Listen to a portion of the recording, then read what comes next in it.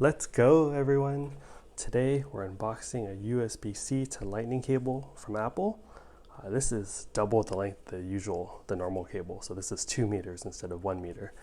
So here's the packaging.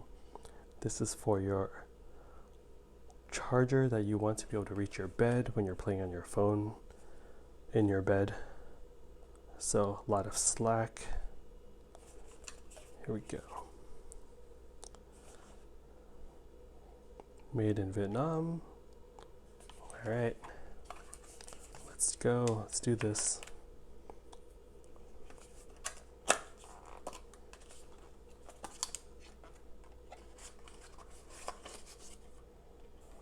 All right, some FCC certifications and compliance papers. What's this? Warranty summary. And that's it. All right, so here's the cable. It's nice how they wrap it in just like paper. No more plastic wrapping. It's just like cardboardy type paper that you just peel away to unravel. 2 meters of awesomeness.